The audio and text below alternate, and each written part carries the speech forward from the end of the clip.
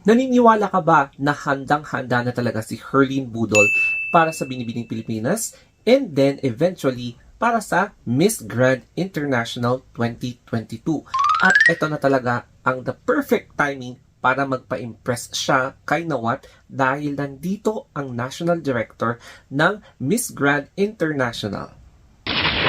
Paano natin madedetermine kung handa na nga ba talaga si Herlene Budol para sa Binibining Pilipinas and Miss Grand International? So, we are going to categorize it into three. So, yung una is yung face, and then pangalawa is yung kanyang pasarela, tapos yung pangatlo is yung kanyang communication skills. So, let us going to observe yung mga latest na nakuhanan na videos about her, from her, or basta yung mga pictures na nakuha sa kanya.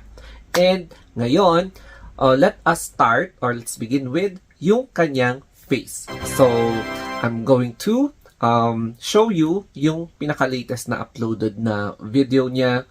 So, ayan po, yung gawa ni Mary Letty Ponce, ang kanyang official makeup artist. And sa tulong din ng kanyang kapatid na si Marky Buena Obra. I'm not sure kung legit na brother niya. Ayan. Pero, ayan, yung tandem na yan is ginawa nila sa kanilang salon, sa ML Salon and Spa. And yes, super hinog na talaga si Herlene Budol dahil nakuha na ang kanyang perfect look. So, parang ang nakikita natin na hairstyle niya is parang yung wavy hair, tapos yung almond eyes na makeup sa kanya para mas lumaki yung mata niya and mas may express niya yung kanyang eyes. O yan.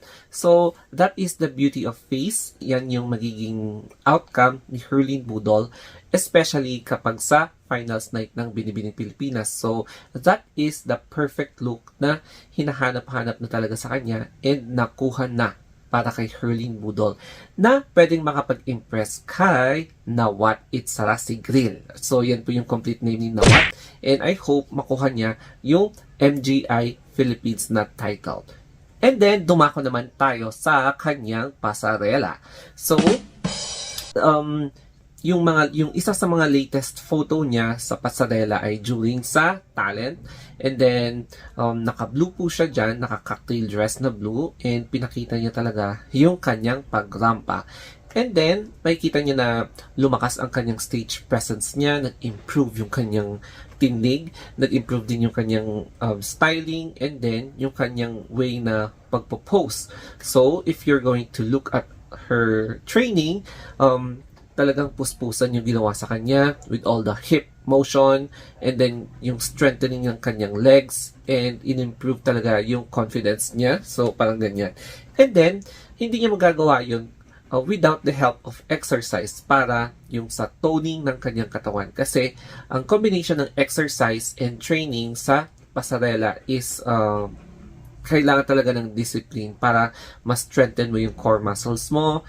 Tapos, haluan mo pa siya ng pasarela training. So, parang double training ang ginagawa ni Herlene Budol sa ngayon para ma-maintain niya yung kanyang physique and para ma-execute niya properly yung mga dapat na i-execute niya sa pasarela. So, kaya ganyan yung nagiging result niya sa kanyang pag-rampa. O, diba? And then, let us now talk about sa kanyang communication skills. So, that is all about sa third na category.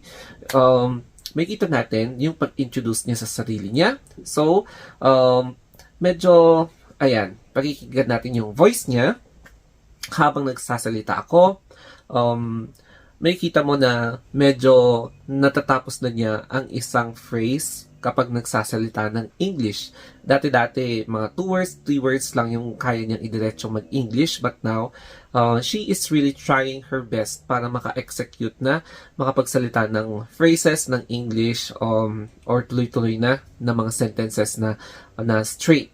So, very importante na mag-improve ka sa pag-deliver mo ng message mo in the English language para naman mas malakas yung confidence mo na i-express mo yung sarili mo. So, na-impress ako sa pag-improve ng kanyang communication skills, hindi lang dahil sa English lang, kundi alam niya talaga kung paano niya na-express yung sarili niya without being concerned na kung ano yung magiging reaction ng audience. So, ayan.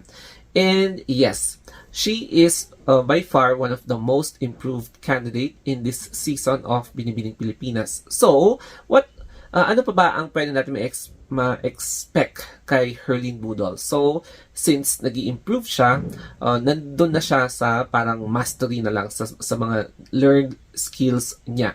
And this alone can help her push her way through semifinals. And kapag maganda yung magiging sagot niya sa if ever matawag siya sa semifinals, then this will determine her chances na makakuha ng crown and ang kanyang inaasam-asam na Miss Grand Philippines na title. So, good luck, Herlene Budol.